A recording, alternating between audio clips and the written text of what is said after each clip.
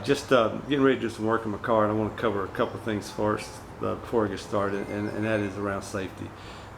Just please be very careful when you're working on cars, especially, you know, there's just lots of areas that can cause problems. One thing you want to make sure is, you know, never depend upon your jack to hold up a vehicle. Get you some jack stands. Get you a wheel chock to hold the front and the back tires. I use one. You know, if you want to use multiple, that's certainly area for safety. You know, hearing protection, especially if you certainly want eye protection as well at all times, and gloves. I use these nitrates throwaways, and I'll usually put another pair on with them. Just all right, today I'm going to be working on my 2003 Ford Expedition. I'm going to be replacing the remote mirror switch on the driver's side door here. So what's going on with it is nothing to the right on either mirror works. Everything else works fine, so neither one of those. So I'm hoping and praying that's what it is, and we'll see once we get it out of there, kind of thing. To get this off, you're going to have to take this whole door panel off, kind of thing, to get to it. And it's pretty simple. You got a little strip here that has to come out. There's a couple screws back there. There's a couple little bolts, screws here on this side, and then this comes off. This pops out. You get the electronic. This part here pops out. Get the electronics out, and then when you take it out, once you get all that off, you basically just lift up on it. I grab it here and just lift up. So up and out. So up and out comes out, and that'll allow me to get to this guy here.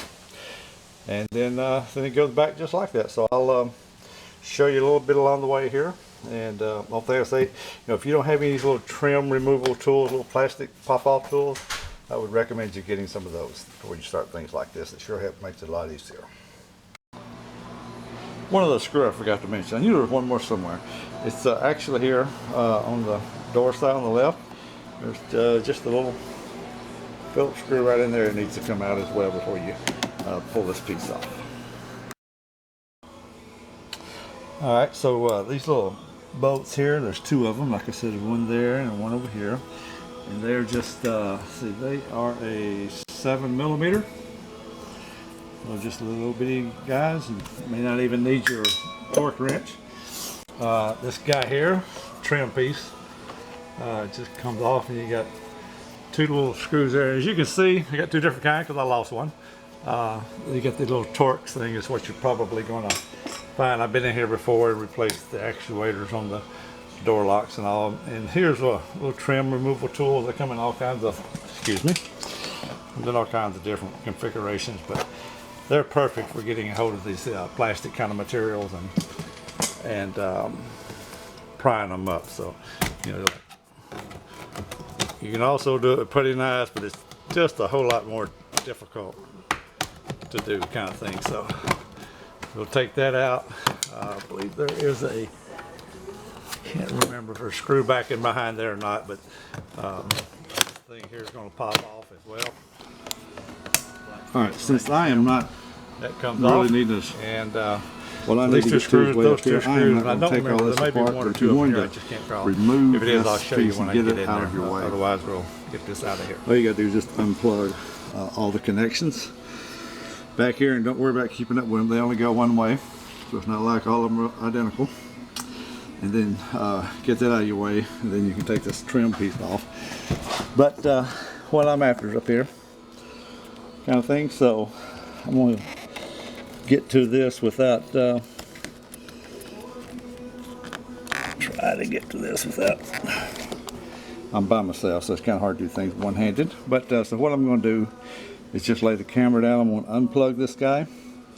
There's a little push pin thing here, or a plastic clip, if you want to say, that holds that thing in.